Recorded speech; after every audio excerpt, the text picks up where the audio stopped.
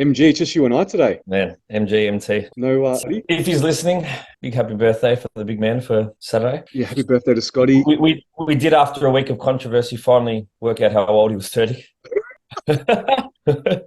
So with him not here, obviously lowers the IQ of this podcast. It, I love that. it lowers the attractiveness. This is going to be like a more emotional, sort of touchy-feely podcast. Yeah, and also too, it increases the body fat percentage Oh, of this dramatic podcast then. too, without Scotty. But we wish him all the best. That he's having some nice quality time with the fam up in Yeah, it's Queensland. awesome. I've seen some good photos of. Did you see that the photo that his wife posted? It was like, I think it was a cinema, but in the cinema there was normal cinema seats. It looked like gold class, but then at the back was just like looked like more of a family area, and you could basically just lounge lying down flat Oh, with really? like pillows. Yeah, it looked cool. I wonder, I'm gonna ask him what it was. That's a Someone great someone idea. listening to know what it is. We had a little bit of a mandate on Friday last week. Oh, yeah, we did. Yeah, we caught up and we caught up with Paul, which is one of your school friends, old school friends. Maybe you want to tell the peeps about him a little bit. Yeah, one of my longtime best friends. We started playing basketball together when we were. I think we worked out when we were 7 or 8.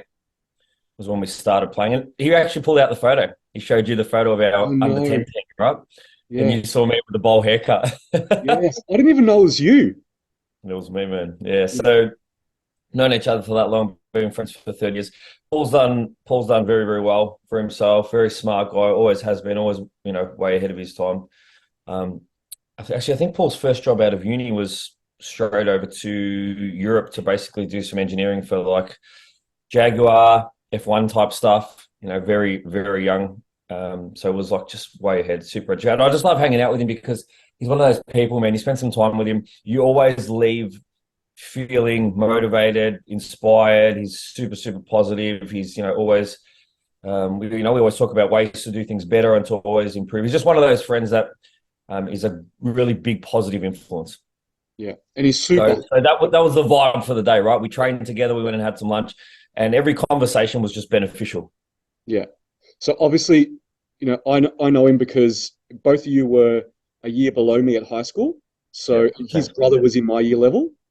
And then obviously after high school, you were in his year level, so you were still friends with him. And then I reconnected with him because I coached him for a little bit. Yeah. Yeah, I coached him for a bit. And that's when we got a little bit closer and, stayed a little bit closer, obviously, with you too. So it was Cool. definitely good to catch up with him. But we had a little bit of a moment because we reflected on how life has changed over, say, the last 10 years and what we've all achieved and the fact that, we were training at the gym on a Friday lunchtime and we're like, it was kind of normal to us.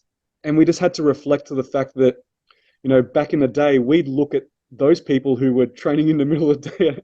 We're like, what do these guys do for work? Yeah, Like, I how do wish they one do day this, that man? could be Like, us. and it was funny because all three of us worked for a bank, which Paul pointed out. Is like, we all came through the banking system. So I was obviously with Bendigo for, nearly a decade and a half. You were ANZ, right? And Paul was ANZ for NAB. 5 years. Yeah, Yep. Paul was National Bank. So we'd all sort of come from that corporate background at some point as well.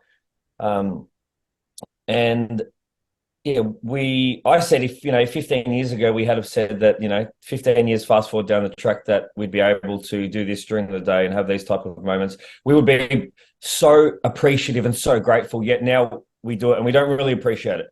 And that's kind of what set us off on that sort of tangent of like taking some time to look at how far you've come and how it's kind of relative to, really everything that you're doing, not just, from a career point of view. We weren't really looking career specific. We were just talking about the things that we have now that we probably haven't taken enough time that we're really grateful for. And we did, we sat down, we spoke about how far we've come and we were really appreciative. And I think one of the funny things was, I'll talk about the story that I said with Paul and the car, right? It's like talking about that it's not really the end result that's the most important thing, right? Although it's something that you need to have and it's an integral part of life is to have big goals. One of the things Paul was saying about making sure that the real joy and the real success is in enjoying the process. And I think it was so relative to what we do as competitors, coaches, athletes, or anyone really who has a fitness goal is not to get too caught up in the end result, but try and enjoy every step along the way, because that's really where the joy lies. And he gave a really, really good example, right? And Paul won't mind me saying this. Paul's got some successful businesses and recently bought a brand new Ferrari, right? And you guys can imagine what it's worth. And we were talking about when we were 18, he had an old shitty Toyota Camry, right? Mhm. And I remember, and he was saying back then, if I could just get a VT Commodore, if I could just save up, work hard, and get a VT Commodore, I'll never need another car for the rest of my life. Right? Remember? I never need another car for the rest of my life. If I could just get that VT Commodore. And I said, so having the Ferrari now doesn't bring you any more happiness than the VT Commodore. And he's like, it's different. It brings me the exact same amount of happiness as the VT Commodore did back then.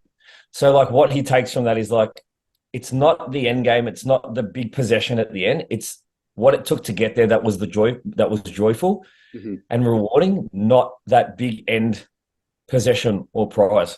He's like, I'm no happier in that than I was when I got the VT at 18. Like, it's the exact same level of happiness. Yeah, it was so funny when he said that. He's like, all I wanted was just a VT Commodore. I was like, you got a Ferrari now. What are you even talking about? You I know? know. But he's like, no, it's all about the journey and what you learn along the way, not the end result and the end goal and what you get. Because when you do get there, it just becomes normal again. Yeah, and that's what we're saying is like, Yeah. we train during the day because it suits our lifestyle. It's just the way it's worked out for us. But we certainly don't appreciate the fact that we can do that. Mm-hmm. And I think a lot of people are in that same boat. You've created things for yourselves over years, sometimes decades of working hard. And, we're stressed. We're always like, oh, I've got to go back to work. Or, it happens to me and I all the time, back for the night shift. But we don't appreciate that I get 3 or 4 hours every day in the middle of the day to do a podcast or, take my dog for a walk or nap. We definitely, fall into the cycle of it becoming normal. But once upon a time, and this is what he said, once upon a time, you would have been so grateful for this. So just the message is always take time to be grateful for what you've achieved, because even though it's normal now, once upon a time, it wasn't normal for you. Yeah. And you wanted this, and now you've got it and you don't appreciate it anymore. Yeah. Yeah. It's always good to catch up with him. He's obviously super humble, but he tries to bring you back to reality too and just appreciate what you've got. Definitely. And we actually wanted to bring him on the potty, but he's just too humble. He's like, I just don't want to talk about myself. Yeah. Also, funny story. The first time I ever lifted a weight was in his garage. He had a home gym when we were 14 or 15. Yeah. I reckon that the first time I ever did a bench press was in his garage. Yeah. Yeah. Paul was benching like 3 plates aside for reps when we were 20. He's strong, I remember. Yeah. Yeah, he's crazy strong, man. And how funny was it when we trained, he pulled out his phone and he still had the old Google Sheet that I gave him back then when I coached him years ago. He's like, it still works, bro. It's good. I was shocked when he pulled that out. I was like, that's the old school Trimboli program. Remember the one I got when you and I first did my first prep? People will be shocked to hear this. But remember you used to make those little pop-up folders where you used to punch the holes in the paper and stick them in those little grey folders? Yeah. Oh Do you remember that? It was paper written program where you had to write in.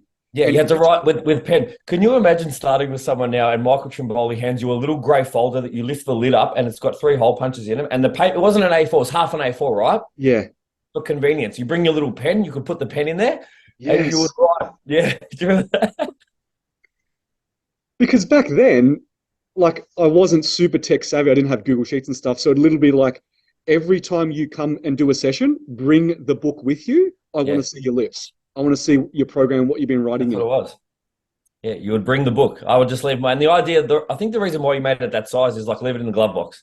Leave it in the glove So box. small that you could have it in your gym bag, have it in the glove Leave it in the glove box. Yeah. Yeah. So, Jesus. and that was pre the Google Sheet. Paul pulled out the first Google Sheet, and I was like, "Whoa, that's ancient, man." Yeah, wow. But you know what's funny? What, 6, 7 years on, still effective. Still works. And sometimes people ask me, up and coming coaches and people that, are trying to get into the industry, like, oh, I want to get into an app. Like, what app should I use? I was like, I just started with a Google Sheet, and that works for years. And Scotty still does that, and you still do that for a component of your coaching. So it works. And actually, you know what? You see some big coaches out there, and I always laugh at this. You know how people take a photo of themselves doing check-ins and we're like working hard today, But you see the computer screen, you see the computer screen, and it's a Google sheet, and it's like the biggest coaches that charge a premium. So just goes to show some of the basic stuff works. You don't need to be super fancy. Yeah, I think ultimately, man, success in what we do as athletes lies in consistency, adherence, and willingness to sacrifice. With good methodology behind you, I think the presentation of how you track it all is only a very small part of it. You know, like Yeah, we know some very successful athletes who still use notepads when they go in the gym, but they still track and measure every single weight. I mean, if you look at someone like, you know, a top 5 Olympian like Hunter Labrada, man, and hmm you look at his YouTube series, he still uses pen and pad, but he goes in there and he's like, all right, Smith machine shoulder press, 2 sets of 10 last week at 3.5 plates per side. This week, 11 at 3.5 with an extra 2.5 on, like methodical in the tracking and the measuring. So it's really just about the consistency and the willingness to keep intensity high over long periods of time. Although, you know, nice presentation, nice software, it's nice. It's nice too, right? If you can yeah, track and measure things easily, and your coach can overlook all your data, and it's easy to give you feedback in a really quick and efficient manner, I think that's great too. But I don't think it's a be all and end all. yeah. And that's what I try to tell people. It's like as long as they have somewhere to input all the information you need to then coach them, that's the most important thing because really the success comes in the art of coaching. For sure. Yeah. And having a look at everything, digesting it all, and knowing what adjustments or recommendations you need to give someone so they can continue to improve every week. Yeah. And I think, you know, it's interesting. This is like we're going off topic, but if I look at myself years and years ago and, you know, thinking about how, you know, some of my first competitors were versus now, there's so many things that you pick up along the way that there's no way for you to know that without just having years of trying. Things like, as a coach that hasn't been doing it a long time, if you've got a competitor who you feel like might be a little bit behind, the fear of like, if that person was like maybe due for a little bit of a diet break, back in the day, it was like, there's no chance I can give them that diet break because that's not going to be conducive with the long-term goal of losing weight. It's like, it's going to set back another week, but sometimes it's just exactly what the system needs. Mm-hmm. And, you know, you try that once and you're like, oh, actually the next week when we got off it, I actually got better results and better results. And you're like, okay, so you try it again. Once you've tried it 50 times, you don't doubt yourself anymore. Yeah. So like little things like that are important. And again, it's something that only comes with time. Doing. Yeah. And trialing. So, Yeah.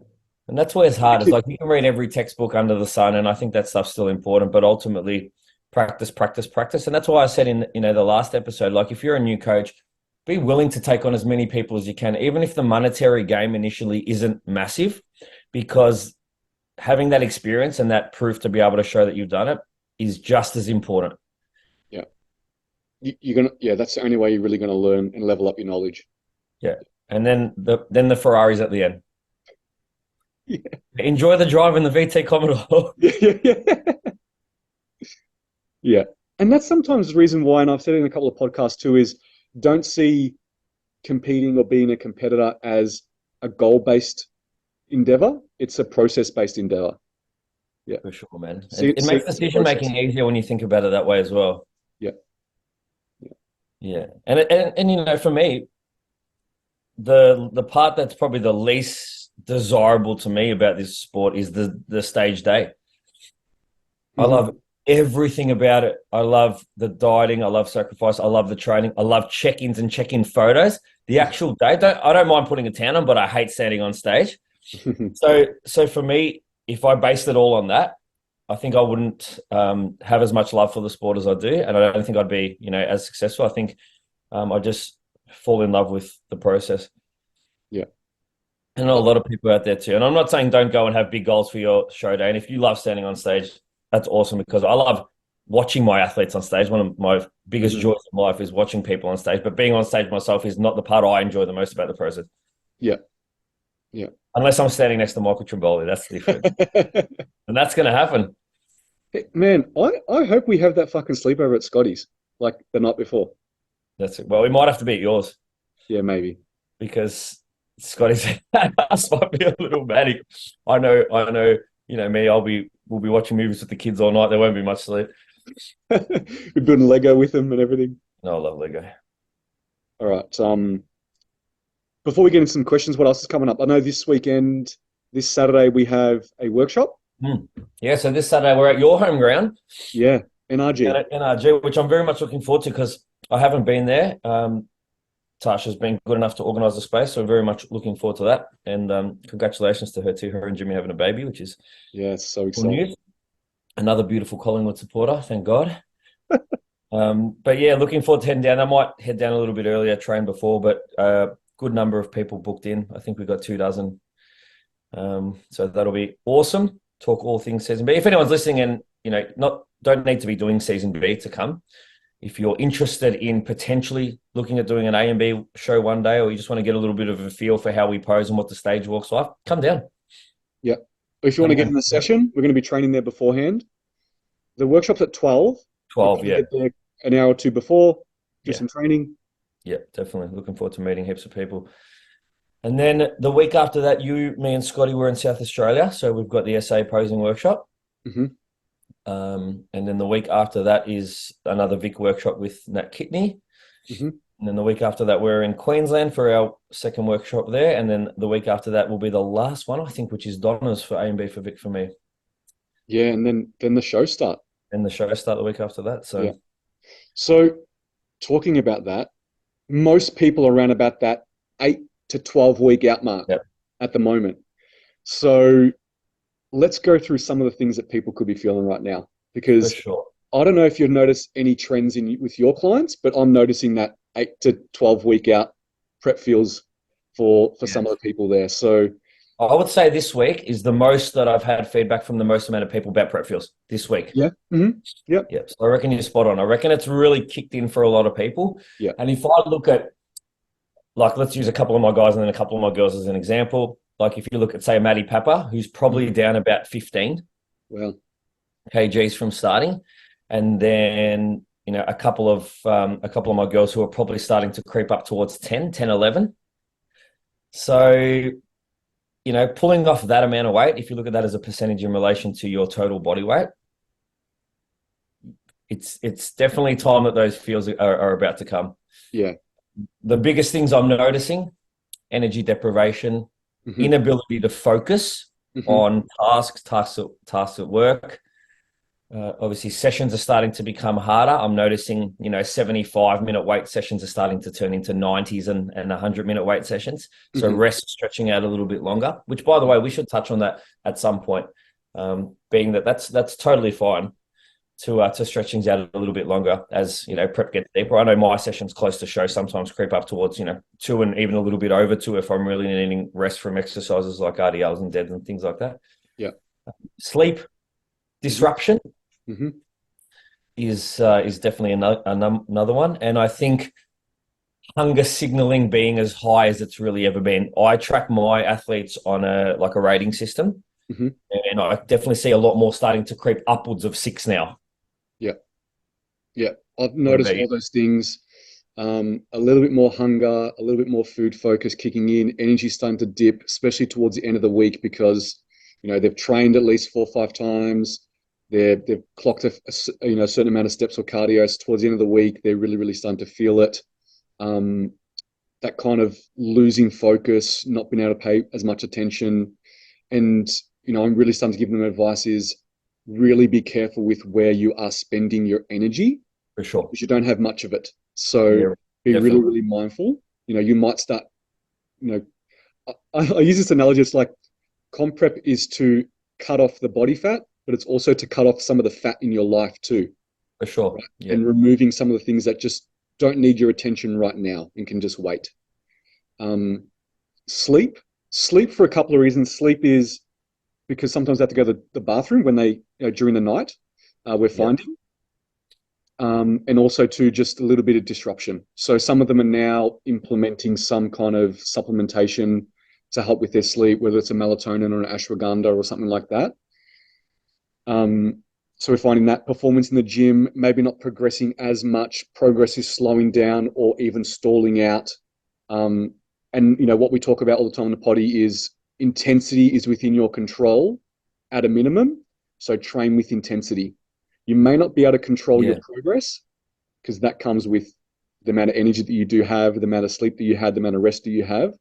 but intensity is all in the mind. So Yeah. making sure that you can control that and push as Yeah. hard as you possibly can, Yeah. obviously for maintaining your gains, Yeah. trying to make progress, Yeah. keeping the muscle full, Yeah. and emptying the tank with the amount of energy that you're putting in. And let's give an example like that of that, right? Because I see this a lot, and I see a lot of people being unnecessarily disheartened Mhm. because of an exercise, a set, a number that they got. So to be a little bit more specific, let's say like last week you were doing a deadlift and you got 120, you got 8 reps, you had none in the tank, you were gassed.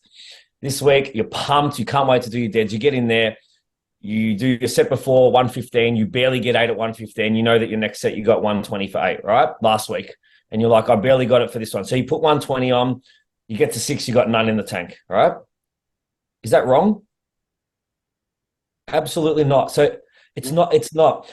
MT touched on things before. There's so many factors that could go into why that is. Not only your available energy, the sleep from the night before, what you did that day, the timing of your meals. Anyway, it could be a million things.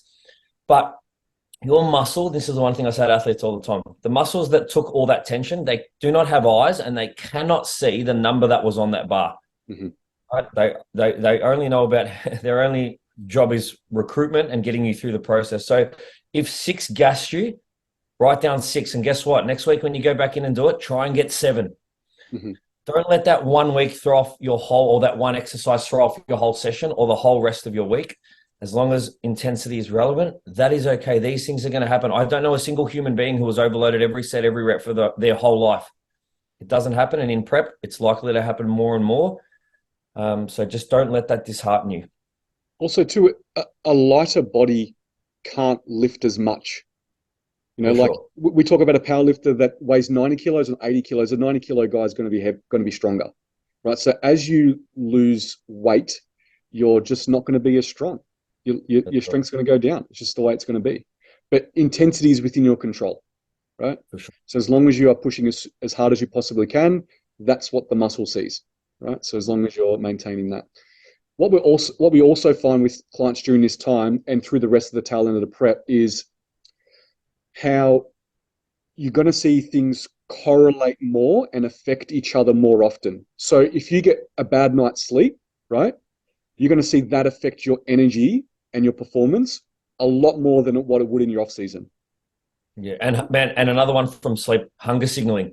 You have a shit Yes, I night's was going to sleep. say that. Yeah. Yeah, don't be surprised the next day if you're normally a 4 out of 10 hungry, you have a shit night's sleep. The next day it's 7 or 8. You're like, fuck, I Yeah. can't stop thinking about food. Yeah. It's not a coincidence. Mm-hmm. Mm-hmm. Also, stress too. So, if you're having a stressful day at work or within your life, um, that'll now affect those things even more, affect your Yeah. hunger even more, affect your sleep even more, even affect your digestion. I know I've had some clients that have had a really, really stressful week personally and things like that, and their digestion has been way off. Yeah. It's like, it's okay. These are the reasons why. They're like, I haven't changed anything. I haven't done anything differently, but I've been super stressed and my sleep's been a bit off and I've been bloated all week. It's like, it's correlating. It makes complete sense. So you're going to get, you're going to be a little bit more temperamental in everything that you are doing. And it's the effects is going to be a little bit more elevated compared to what it may have been in the off season. And also too is you can be a little bit more sensitive um, with your digestion too, with some of the foods too. So I found that as I moved through, I'd have to maybe reduce the amount of egg whites that I had because I found that started to bloat me. Or I have to remove a certain vegetable because I found that started to bloat me too. So along the way, things that may have been working may not work anymore, and you may have to make adjustments. So being really in tune and consistent and knowing exactly what you're doing every single day is important because the coach can then decipher maybe what it could be and what could be the issues that are going on there. Yeah. And that's, part of the reason why I like to develop a day of eating, right? Whether it's like a design meal plan, or in a lot of cases, I've got athletes who, are really good at it, who build their own, and then we overlook it together.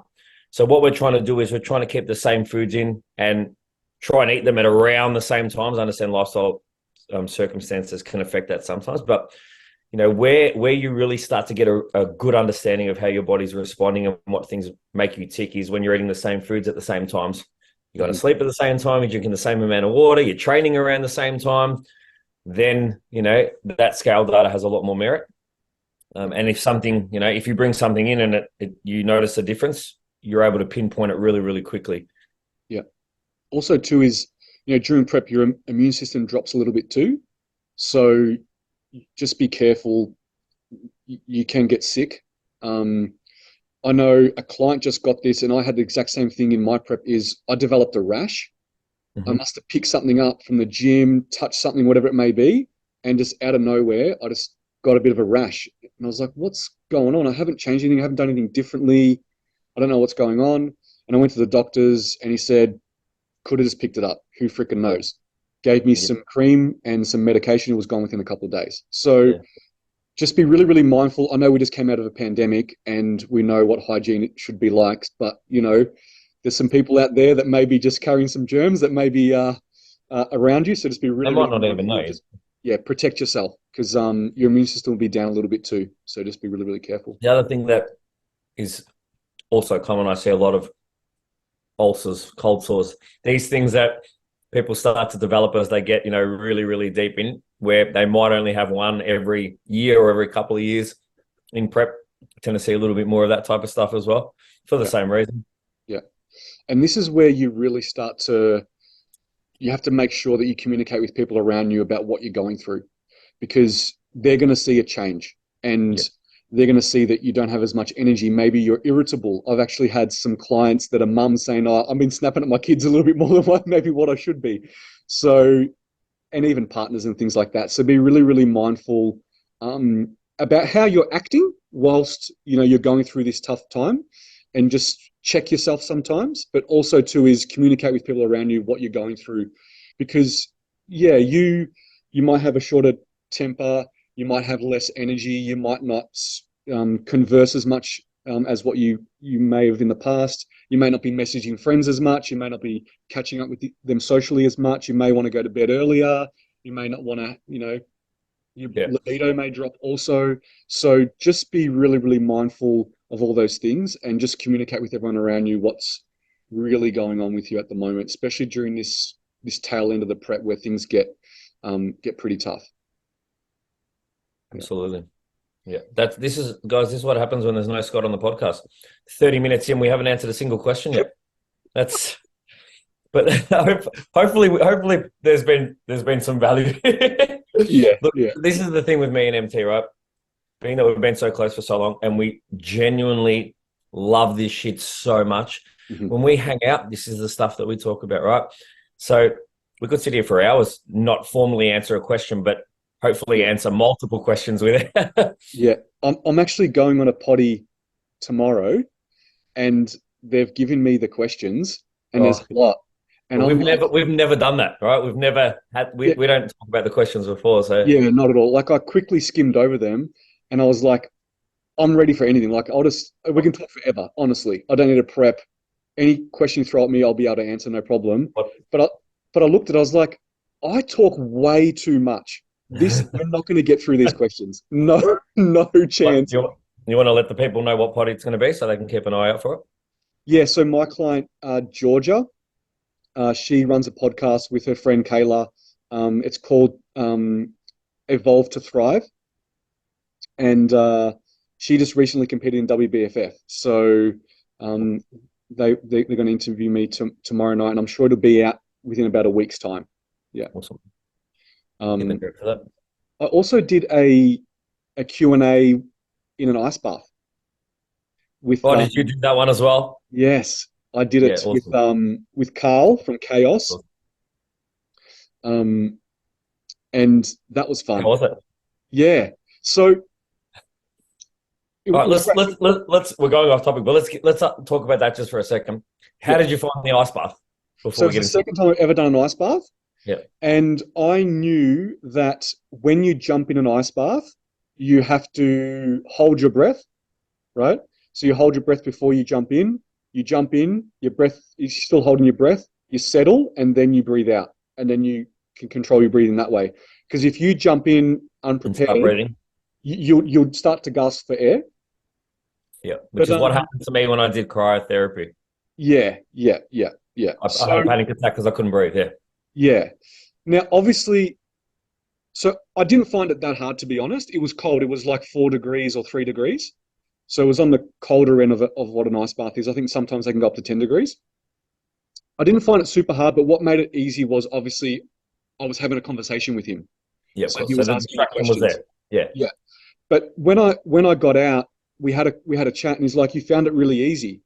And I said to him, I was like, when you go through hard things in life and when you decide to push yourself through hard times, like a prep or whatever you're trying to sacrifice for, hard people that go through hard things or think things are hard, they're not that hard anymore.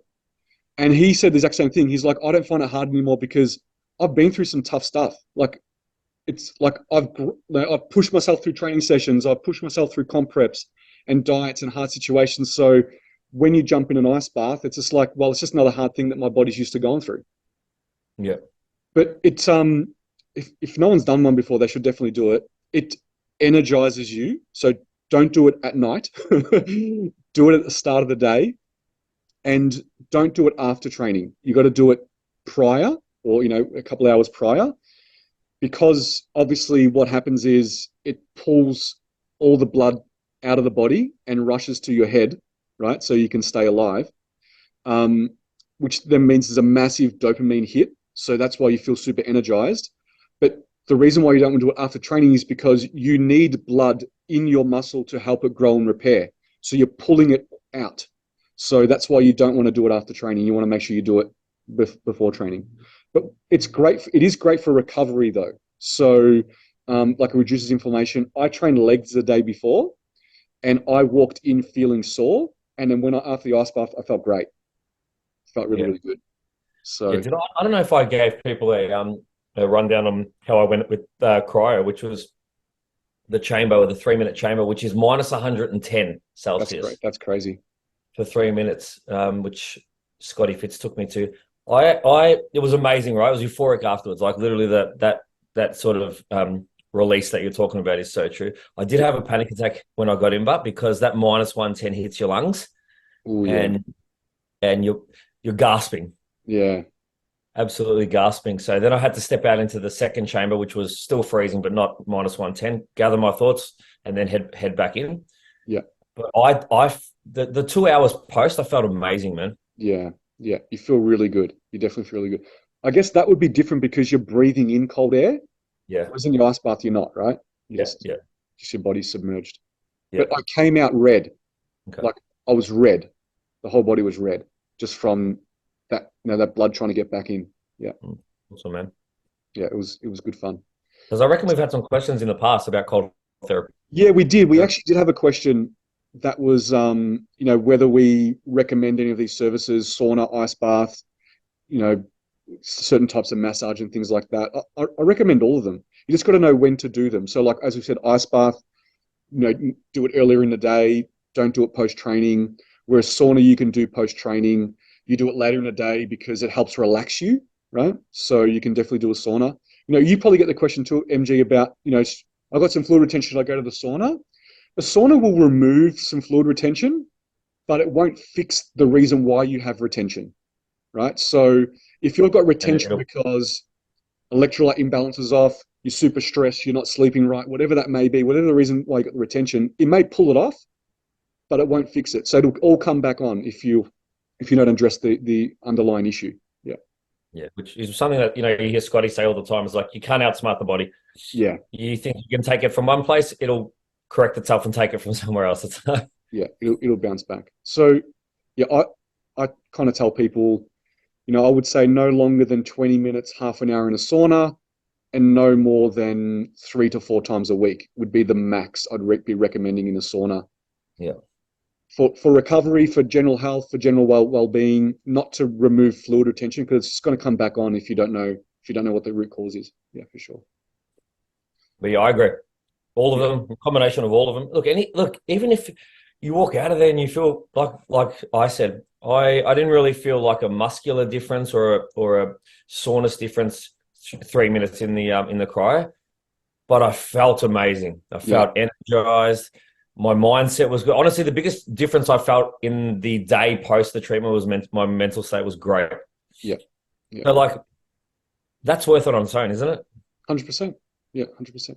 And it's getting more popular, like recovery centers where they've got an ice bath, they've got, Yeah. those boots that you put on, the compression boots, the compression things, Yeah. I've and seen them. saunas and things like that. The stockings, yeah. Yeah, yeah, it's getting really, really popular, which is great. Yeah, I'm all for it.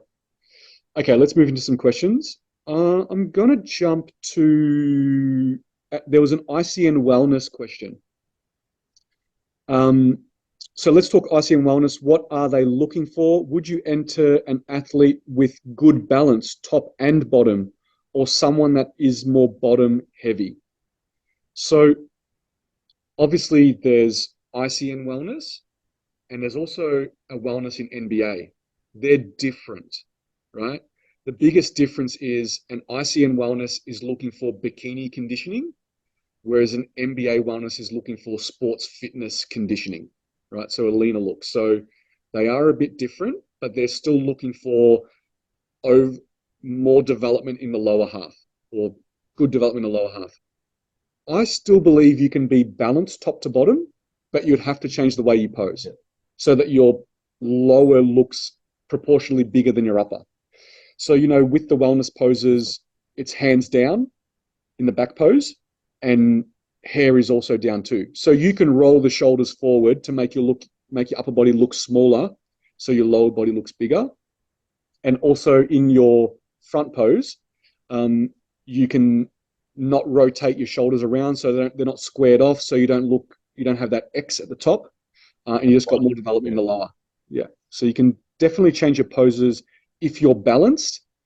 If you're not balanced, then you're bigger in the lower, then you're good to go.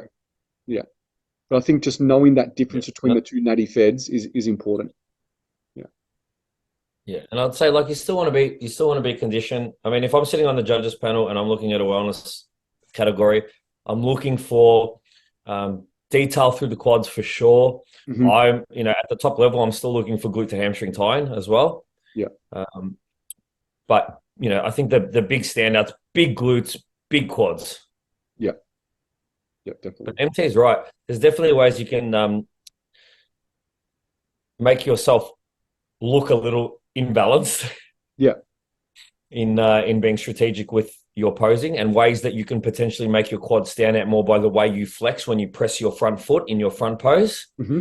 to make it and not turn your upper body on really at all without slouching. But definitely there's ways to make one stand out more just from a flexing perspective as well. Yeah. Whilst we're on that topic, there was a question about someone looking to compete in ICN in South Australia and potentially wanting to do the A and B show, which is the one that we're doing, the weekend before. What's the difference between the two shows and the posing? So the posing is exactly the same, except for the females, it's half turns, not quarter turns. Correct. Otherwise, the front pose is the same, the back pose is the same. We just don't have any side poses in A and B. So actually, the posing is less steps. And if you know how to pose for ICN, you automatically should know how to pose for A and B, because ICN can call half turn to the front, half turn to the back. And it's great because you're either looking at the front or the back. Correct. Sometimes you see on an ICN stage quarter turn, and someone's like, "Oh, which quarter am I up to now?" Yeah, up to you. You're either facing the front or the back, so it's like it's so easy to differentiate. Yeah. So for all the females, it's the same, as long as you know your front and your back pose is exactly the same. Yeah. All the figure posing is the same if it's a figure athlete. For men's, bodybuilding is the same. Classic physique is the same. Men's physique is only half turns, and we've got muscularity, right? Yeah, so it's the same. Yeah. Yep. And for men's fitness, we've got half turns. Yep. And there's some muscularity poses, right? 3. Yeah. So we've got a side chest, a one arm bicep, and an abs. Yeah, cool. So you would know all those poses anyways if you're in ICN men's physique. Yeah. Yeah. And then obviously the biggest difference is A and B has a stage walk, an individual stage walk, 3 positions. Whereas ICN don't. You just all come out together and you walk forward and you start getting compared. So everything that you've learned for ICN can translate to an A and B, or even NBA too. Like, it's all the same. Yeah. And I would say, like, if you did that the week before, if you decided you did that SA show, you're going to have some time on the stage to yourself. Mhm. you're going to have ample opportunity to pose. By the time you get to that ICN show the week after, your nerves will be non-existent, because now you're just coming out in a group and standing there as a group. You've already had time on your own. So this is easy for you. So if anything, there might be some advantage to doing that. Good way to test the waters, get a run. And, as we always say, try all the feds, see what you like. You might find that it actually suits you and you like the way the show's run, and it might be part of your future plans. But, with your coach's permission, of course, it depends on your peaking protocol. And, the division you're in will make a difference as well. Mm-hmm. The level of leanness for your peaking strategy. But we would certainly love to have you. Mm-hmm. Okay, so another one about comps.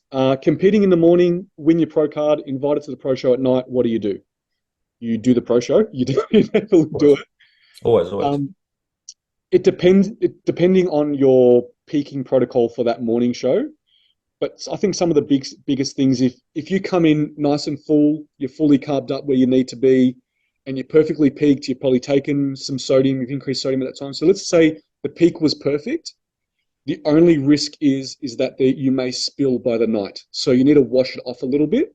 So if you're pumped in a lot of sodium, you need to now counteract that with a bit of potassium, right? To kind of level yourself back out before you pump some sodium again before you go on in the night show.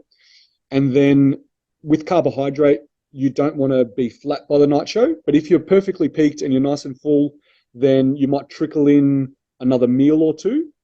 And just try to hold that look, and then obviously push a little bit of carbs before you go on stage to help pump up, and then you're good to go. It's really not super complicated, but as long as you wash off some of what you did in the morning show, you'll be good to go for the night show. And I think the best thing that you can do is just relax. Mm-hmm. Do you remember Nationals last year? Do you remember the Queensland ICN show that we went up, the bodybuilders went on, and then I think it was Aaron who won the pro show, was literally outside in the sun, lying down, like half sleeping. Like the best way, right? No stress.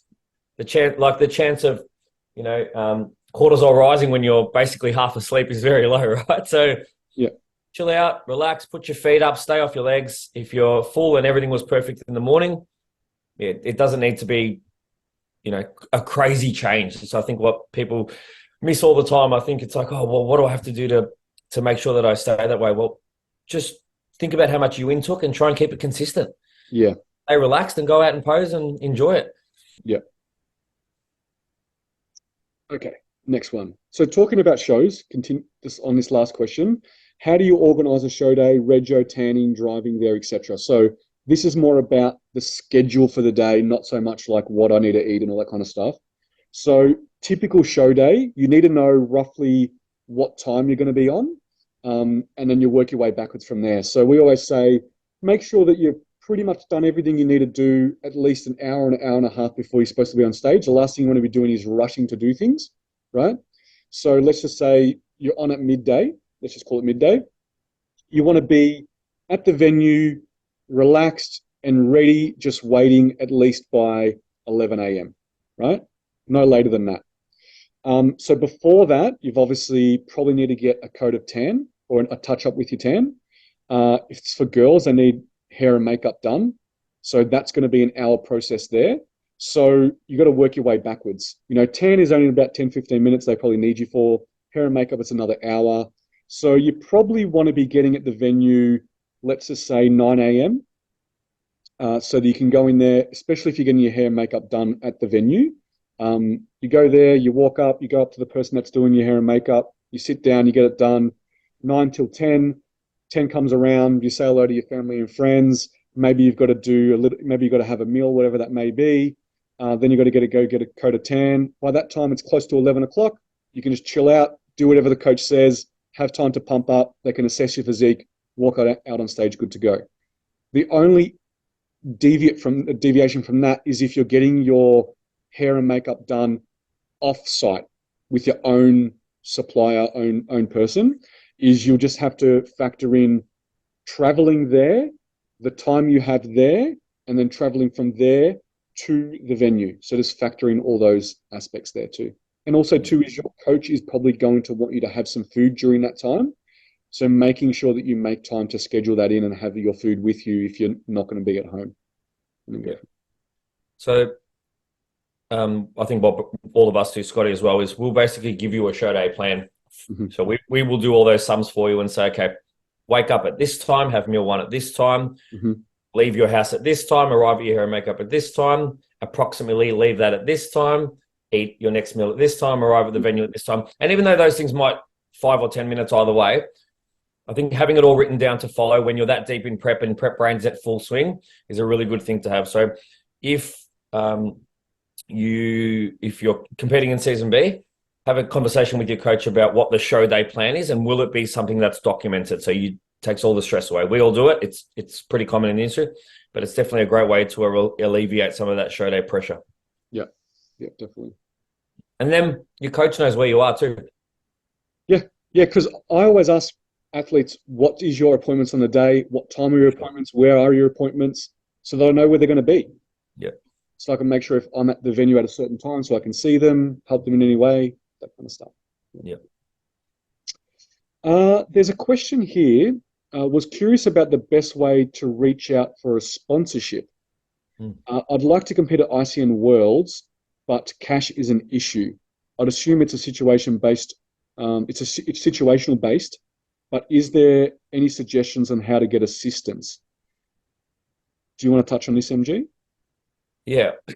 I'm assuming you're not asking us to sponsor you, but that could be that. But I would just say this: the best piece of advice I can give you is you've got to think about what the mutual benefit is going to be to both parties. So obviously the mutual benefit for you as the athlete is the opportunity to compete, but what sort of representation is that brand going to get for their monetary investment in you as an athlete? So the things that you need to think about are exposure, opportunity, how many people you're going to put that brand in front of.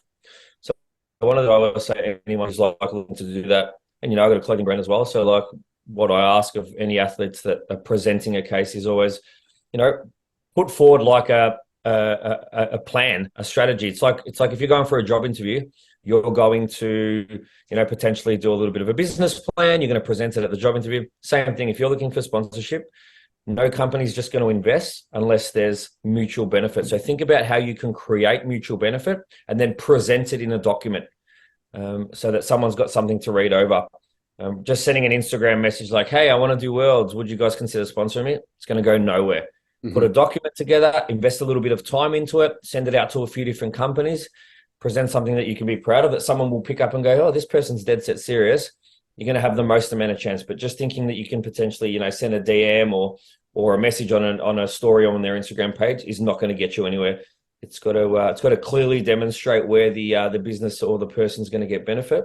And as I said, put some time and effort into it. If you're wanting some financial investment or remuneration on your end, you need to do a little bit of groundwork first, and take some time to investigate or research who you're asking, what they stand for, who are people they maybe have supported in the past, and what have those people done to gain that? Why did they get it? Was it the way they conduct themselves? Was it because of the amount of followers they have? Was it because the things they do in their life really, align with what the brand does? Have they been a big supporter of the brand? Do they eat the brand's products or wear the brand's clothes or that type of thing? So that's probably, I know there's a lot there, but the biggest takeaway is take the time, do it properly, and present something that looks professional. Yeah, love it.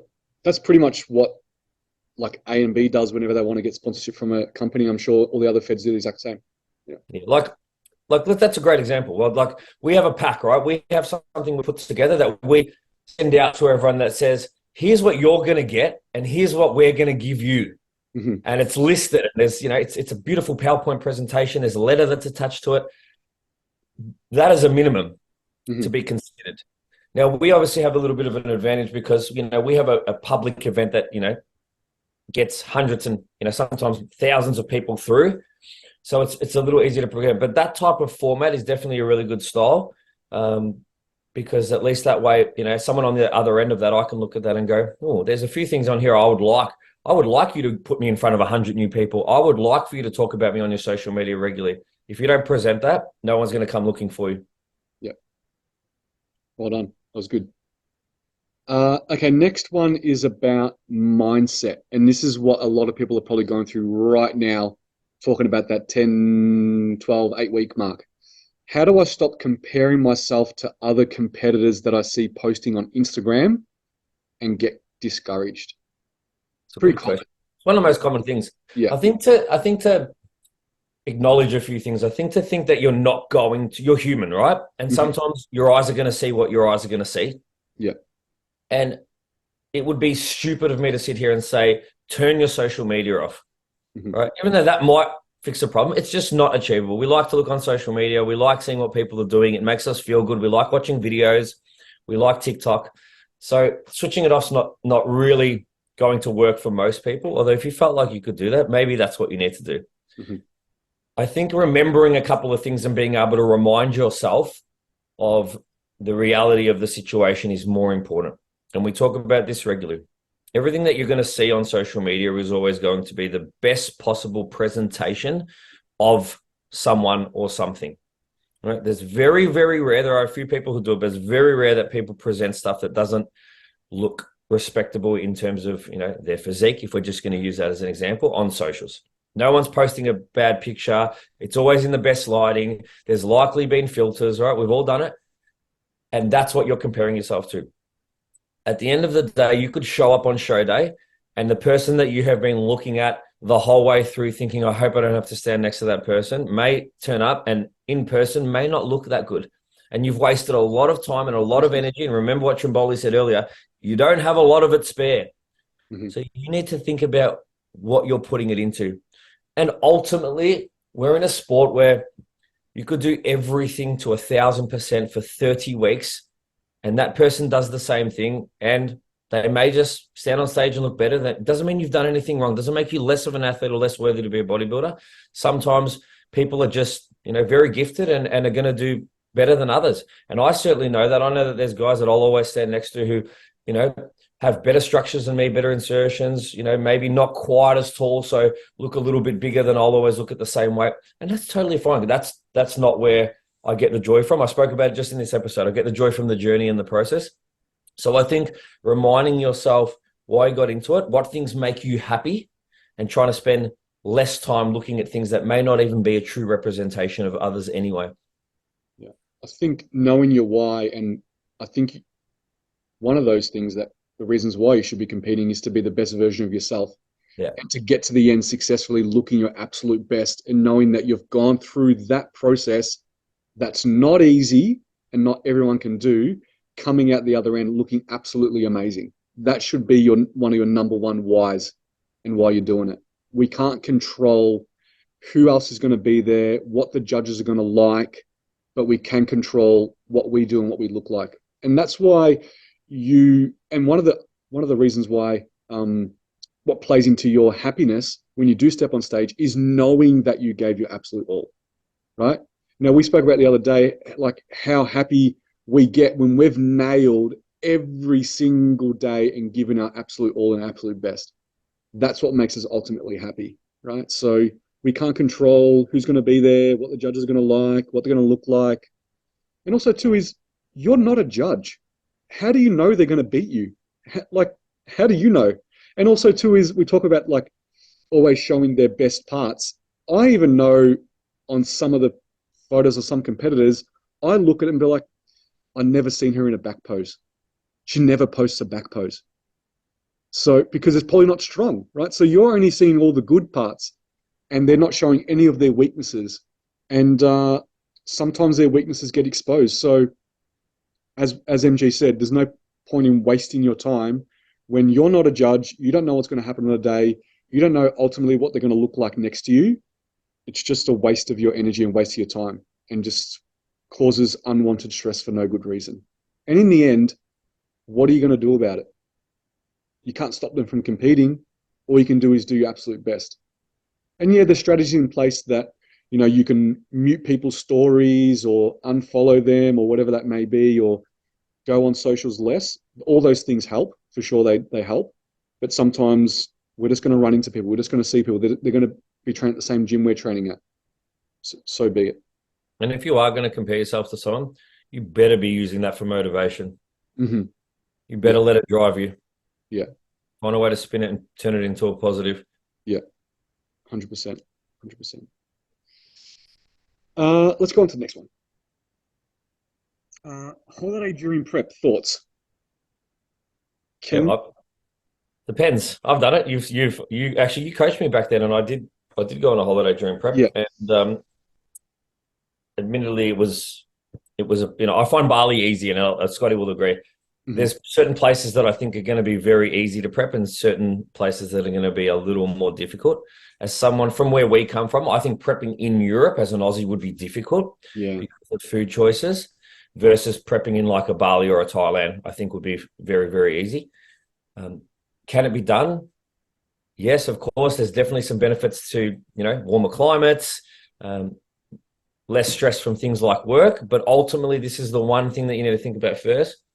Is my nutrition adherence going to be affected? Am I going to be able to still make simple choices with my food? Am I going to be able to stick to my meal plan? If you can tick that 100%, then I don't see any issues with it. yeah. I think if you can tick off all your non-negotiables and none of them are affected, perfect, no problem. But then you got to answer the question: is my prep going to affect my holiday, and is my holiday going to affect my prep? If the answer is yes to any of those, then it's not worth it. I don't think it's worth it. And I always tell people, I've had this conversation with a couple of people that are trying to plan for shows next year, and they're like, "Oh, I want to do this trip, I want to do this holiday." I tell people, go, just go. Shows, there's always shows. Just go on your holiday, go enjoy yourself. Don't worry about. There's always going to be shows. Sometimes there's not always an opportunity to go on a holiday because you've got to line it up with the person that you're going with, and you've saved up X amount of money, and it's only that time of year you can actually go. And I just tell them, go, just go on your holiday, especially if they're young. I've got Yeah, people that are like early 20s and they're like, oh, don't know if I should do a show next year. I want to go to Europe. I'm like, just go. Let's go to Europe. Let's go on your trip. There'll definitely. always be shows. Yeah. So, as I said, like if prep's not going to affect your holiday and holiday's not going to affect your prep, then all good. But otherwise, just Yeah. Or just go on the TMG physique retreat in Bali, yeah, 3rd yeah, to the 10th of March next year. That's yeah. definitely a holiday you can prep on. We'll be in prep on that for sure. We'll be Yeah, in prep so on that for and sure. that's what I said. We've created that environment because it's conducive with the goal, right? And there are going to be certain places that you can do it easily. We've made a Bali because it's easy. But I totally understand that, if I was like I went to stay in my dad's hometown, like 6 years ago. Hmm. And honestly, there was no way like, oh, I could have prepped there. No. Just there wasn't a lot of available shops. It was a small town. The one gym was very average at best. Like that wouldn't have been easy to prep in. And honestly, it's not something I could have done. So just pick the place Yeah. Yeah. Definitely. and don't be naive to think that you could prep everywhere. You can't. No. I thought of this idea, and please, no one steal it. I may do it one day. Is imagine you had a directory of all the gyms around the world, depending on where you're traveling. So if you're like, I'm going to go to X place, where are the gyms? It's like bang, bang, bang, bang, bang. They're all there. You could do day passes. You knew the pricing. You knew everything, all the equipment, everything that was there. There was good photos. Imagine like a Hey, gym directory for the world. bro, why didn't you just talk to Paul Oh about this? shit! Someone's going to take my idea now. Because this is literally what Paul does for a job. This is how he's made all these. He's just like build stuff that Everyone block your ears. Mate, it's like people find Paul on socials and send him this message like, all right, I'm going to pay to set this up. Yeah. Uh, okay. Next one. No period in over a year since my last comp, but want to compete again. Is it a wise decision? Tough one. Yeah. Look, if your period was happy and healthy prior to your last prep and you haven't got it back, it means that your body's not happy and healthy and For where it needs to be. So I would say it wouldn't be not be a wise decision. Now we have people that have other complications that even before they prepped, when they were happy and healthy and had a good metabolism, good amount of body fat on them, and all that kind of stuff, and their period was not there, non-existent, or there was other hormonal issues, then yeah, you could see a case where you can prep because it's really not going to make a difference because they were already there prior to that, and hopefully you've tried every avenue to make those hormones as happily as they can be. But if the case is that you were good prior to your last prep and you haven't come good since then, I wouldn't be putting yourself back in a hole again. Agree, 100%. Well said. Yeah, Well would be a said. good idea. And this also, people talk about the pill and being on contraception and things like that. I give people the same advice: is if you're on it for medical reasons that aren't just for contraception, then that's perfectly fine. But if you're not, then we have that conversation of whether it's worthwhile having that intervention there, that hormonal intervention there, that really isn't going to help us along the way, especially when those kind of things are going to elevate your certain hormones like estrogen that are really going to fight the fat loss journey that we're trying to achieve. So I always have that conversation too. You can never force someone to do anything, but at least you can educate them. Because as we know, if someone's ever got hormonal issues, they'll go to a doctor and they'll be like, yeah, just jump on a pill. You're good to go. It's really hard to find someone that's really going to have your best interests at heart, that's not just going to give you a pill to mask an issue. Yeah. So being healthy before you start a prep is super important. And getting back to good health afterwards is also important too. Well answered. All right. I think we'll leave it there.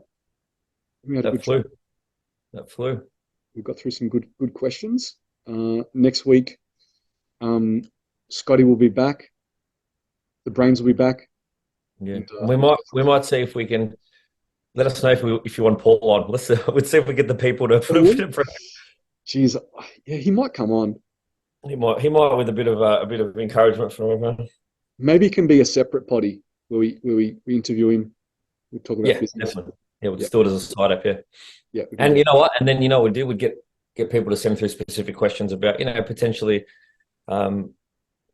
business development, entrepreneurship. Like really, entrepreneurship is really what it would be around. So we can make it like a Shark Tank, and then he can fund it. Yeah. I'll pitch my idea to him and see what he says. Start with yours. Start with the directory of gyms worldwide that you buy a global pass to. If you go on holidays, you can train in that country. So yeah, I'll pitch it to him. Not bad, man. On the potty. All right. Good chat.